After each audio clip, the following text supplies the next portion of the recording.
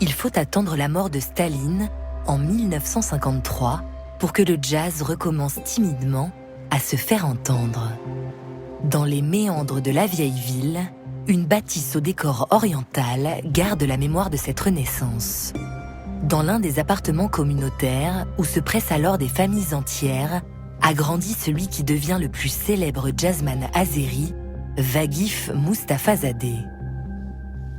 Les gens écoutaient le jazz en cachette, chez eux, en se mettant dans un coin avec le poste de radio et en essayant de capter la station Voice of America. C'est sur ce poste de radio que le jeune Vagif Mustafazadeh avait l'habitude d'écouter l'émission de Willis Conover, Time for Jazz. Передачу Уиллиса Коновера, которая называлась Time for Jazz.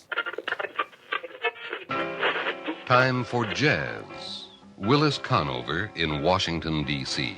with the Voice of America Jazz Hour. Vagif était un musicien phénoménal dans le sens où il avait une mémoire musicale de génie. Il lui suffisait d'entendre un jour une phrase musicale de Bill Evans ou bien d'Oscar Peterson pour s'en souvenir parfaitement. Sur son piano, le jeune homme reproduit ces phrases avec virtuosité.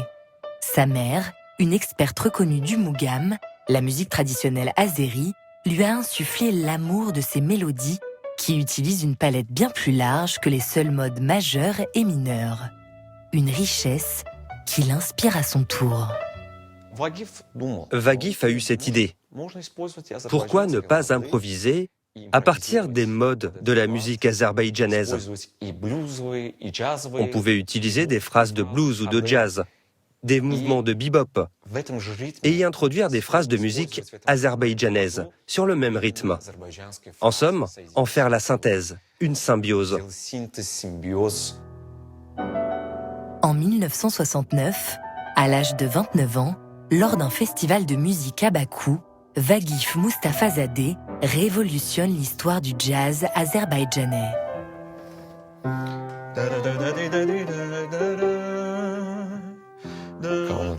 Au milieu d'un thème de jazz, Vagif s'est mis à jouer le Mugham Bayati Shiraz.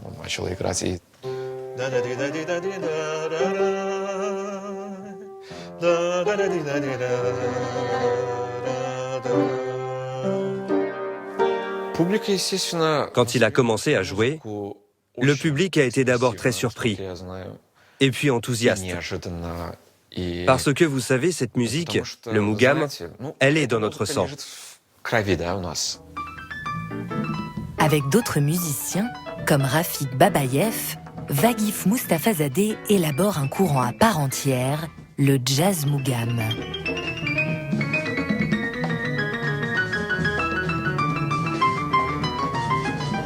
La musique de Mustafazadeh triomphe à travers l'URSS, et même au-delà du rideau de fer. Mais toute invitation à l'étranger lui est refusée par le KGB.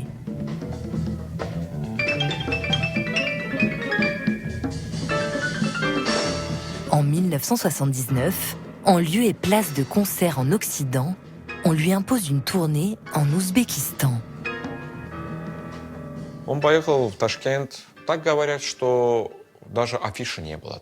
Il est parti à Tachkent. On raconte qu'il n'y avait même pas d'affiche pour annoncer son concert. La salle était pratiquement vide. On dit aussi que ce jour-là, c'était le jour d'Ashura, une importante commémoration religieuse chiite. Ce jour-là, précisément, il est interdit de faire la fête et d'écouter de la musique. Le matin du 15 décembre, Vagif était pâle, très inquiet. Ses musiciens lui ont dit qu'il valait peut-être mieux annuler la représentation plutôt que de la donner dans ces conditions. Et Vagif a refusé, en disant que même si c'était devant 2 spectateurs, il devait jouer.